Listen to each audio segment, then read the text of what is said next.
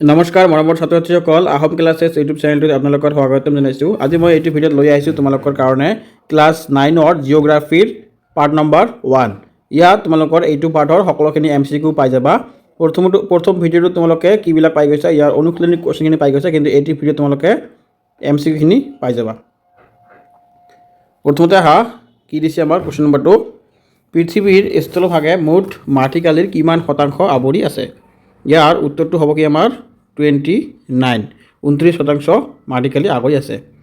তাৰপিছত কি হ'ব 2 নম্বৰটো, তলৰ কোনটো ভূপৃষ্ঠৰ পৰিৱৰ্তনৰ বাহ্যিক কাৰক নহয় কৈছে। ইয়াত কোনটো নহ'ব আমাৰ বাহ্যিক কাৰক? ভূমিকম্পটো ইয়াৰ বাহ্যিক কাৰক নহয়। 3 নম্বৰ কি হৈছে, নদীৰ খনন কাৰ্যই কিহৰ সৃষ্টি কৰে? নদীৰ খনন কাৰ্যই আমাৰ নদীৰ উপত্যকাৰ সৃষ্টি কৰে। 4 নম্বৰ কি কৈছে, নদীৰ পাৰ খহাই নিয়া কাৰ্যক কি বুলি কোৱা হয়? নদীৰ পাৰ খহাই নিয়া কাৰ্যক আমাৰ পাৰ্শ্ব খনন বুলি কোৱা হয়, পাৰ্শ্ব খনন।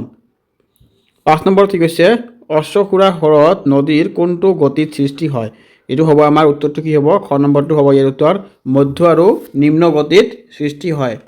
6 নম্বৰ কি কৈছে আমাৰ চোৱা, নদীয়ে কঢ়িয়াই অনা গেটবোৰ কিমান অৱস্থাত থাকে? নদীয়ে কঢ়িয়াই অনা গেটবোৰ আমাৰ কি অৱস্থাত থাকে? 3টা অৱস্থাত থাকে।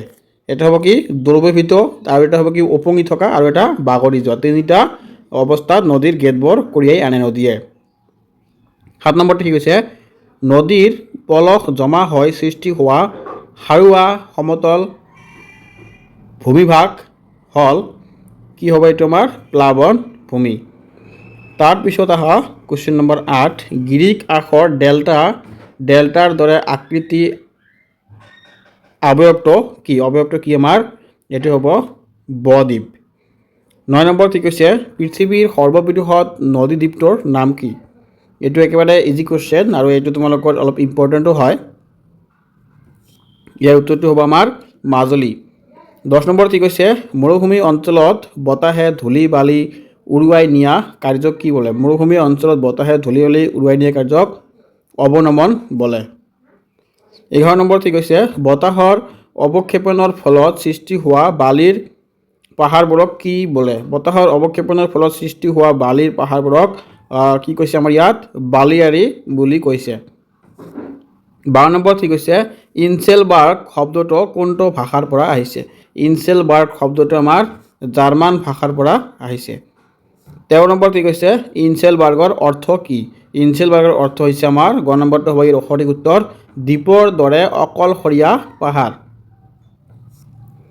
14 নম্বৰ কি কৈছে, মৰুভূমিৰ বতাহৰ অপঘৰ্ষণৰ ফলত সৃষ্টি হোৱা দীঘলীয়া শিৰাক কি বোলে? ইয়াৰ উত্তৰটো হ'ব কিবাৰ ইয়াৰদাং বুলি কোৱা হয়।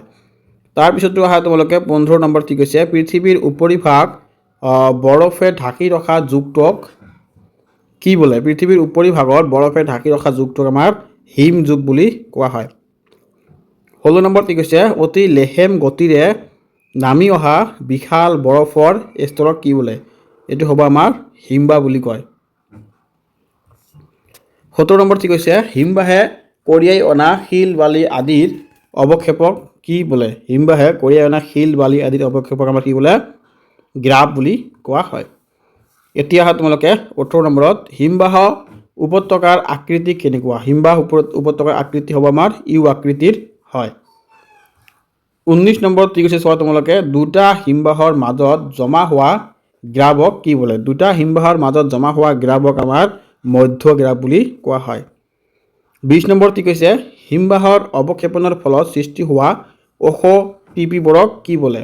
হিমবাহৰ ওখ টিপিবোৰক কি বুলি কোৱা হয়? আমাৰ ড্ৰামলিন বুলি কোৱা হয়।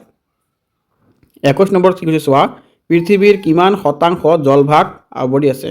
পৃথিৱীত আমাৰ 71% মানে 71% জলভাগ আৱৰি আছে। 22 নম্বৰত কি কৈছে, মহাদেশ আৰু মহাসাগৰৰ সংযোগ স্থলক কি বোলে? ইয়াৰ উত্তৰটো কি হ'ব আমাৰ? ক নম্বৰটো হ'ব উত্তৰ, উপকূল বুলি কোৱা হয়।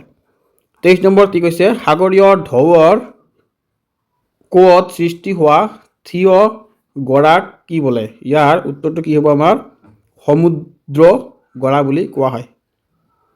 তাৰপিছত 24 নম্বৰত কি কৈছে, বালি জমা হৈ সৃষ্টি হোৱা উপকূলীয় সমান ভূমি কি? ইয়াৰ উত্তৰটো হ'ব বালি আটত বুলি কয়। 25 নম্বৰ কি কৈছে তলৰ কোনটো কাৰকৰ ফলত উপকূলৰ পৰিৱৰ্তন ঘটে। ইয়াৰ উত্তৰটো হ'ব আমাৰ ওপৰৰ এটাও নহয়। 26 নম্বৰত দিয়া আছে ফলক বিৱৰ্তন প্লেট টেকটনিক কিহৰ লগত জড়িত। প্লেট টেকটনিক আমাৰ আভ্যন্তৰীণ প্ৰক্ৰিয়াৰ লগত জড়িত। 27 নম্বৰ কি কৈছে নদীৰ সোঁতে তললৈ কঢ়িয়াই নিয়া বোজা বা পদাৰ্থক কি বোলে।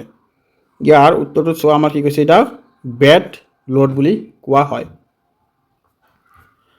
তাৰপিছত অহা তোমালোকে 28 নম্বৰত কি কৈছে ফেকমা বা অক্সবো হ্ৰদৰ অন্য এটা নাম কি। ফেকমা বা অক্সবো হ্ৰদৰ আমি অশ্বক্ষুৰা হ্ৰদ বুলি ক'ব পাৰোঁ। 29 নম্বৰ কি কৈছে কোনটো অৱয়ব বতাহ আৰু হিমবাহ দুয়োৰে লগত জড়িত নহয়। এইটো হ'ব আমাৰ গ নম্বৰ প্লাৱনভূমি ই নদীৰ লগত জড়িত। 30 নম্বৰ কি কৈছে হিমবাহৰ শেষ সীমাত জমা হোৱা গ্ৰাৱক কি বোলে। হিমবাহৰ শেষ সীমাত জমা হোৱা গ্ৰাৱক কি বোলে আমাৰ প্ৰত্ন গ্ৰাৱ বুলি কোৱা হয়। ছাত্ৰ ছাত্ৰীসকল মোৰ ভিডিঅ'টো ইয়াতে সামৰণি মাৰিম। তোমালোকে যদি ভিডিঅ' চাই আছিলা বা চাই আছা তোমালোকে কি কৰিবা চেনেলটো ছাবস্ক্ৰাইব কৰি ৰাখি দিয়া।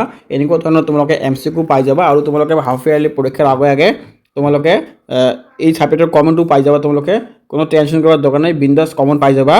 গতিকে ভালকৈ পঢ়া আৰু আগুৱাই যোৱা। আজিৰ ভিডিঅ'টো মই ইয়াতে সামৰণি মাৰিলোঁ। ধন্যবাদ।